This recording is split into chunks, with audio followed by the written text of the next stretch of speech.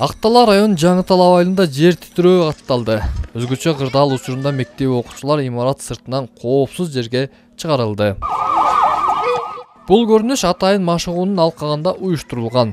Анда мектеп окуучуларын жер титирөө кырсыгы катталган учурда өзүн өзү коргоо боюнча аракеттер жана жабыркаган адамга биринчи медициналык жардам көрсөтүү боюнча иш жүзүндө көндүмдөр көрсөтүлдү. Табигый кырсыктардан сактанууга багытталган машыгуу коопсуз мектеп долбоорунун алкагында уюштурулган. Долбоор бир катар өкмөттүк жана бейөкмөттүк уюмдардын колдоосу менен жүзөгө ашырылууда. Селдер көп болот, жер титирөөлөр көп болот. Ошондуктан деген биз деген ошо Жапон өкмөтүнүн тиги тажрыйбасын алып туруп, 1-ден 11-класска чейинки балдарыбызды баягы үйрөтүш керекпиз да, кымаларга жер титирөө болуп калса ошо кантип бири-бирин тебелебей, өзүнчө бир мындай жакшылап тыкпыйып, жакшынакай өзүнүн убактысында тышка чыгып, өзүнүн жандарын сактап калганга депчи. Ал эми машыгууда окуучуларга жер титирөө учуру катталган учурда өзүн өзү сактоо жана коопсуз жайга чыгуу боюнча адистердин кеңеши айтылды. Ошондой эле жогорку класстардын окуучуларына өрт өчүрүү шаймандарын тааныштырылып, аны менен катар окуучулардын өздөрүнө ыкчамдык боюнча жарыштар уюштурулду. Внимание, марш!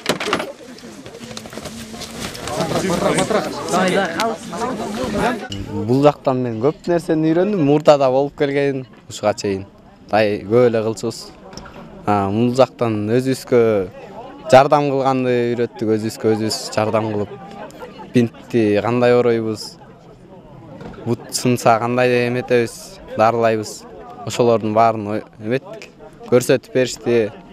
Жер титирөө кырсыгы катталган учурда имаратты 30 секундтун ичинде тыштап кетиш керек. Эгерде жетишпей калсаң, класстын ичиндеги коопсуз жерлерге, мисалы үчүн бурчтарга, парталардын астыларына туруп жардам келгенге чейин күтүш керек.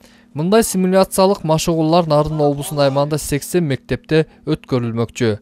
Анын жыйынтыгы менен долбоордун алкагында машыгуу өткөрүлгөн мектептерге өрт өчүрүү шаймандары алынып берилмекчи.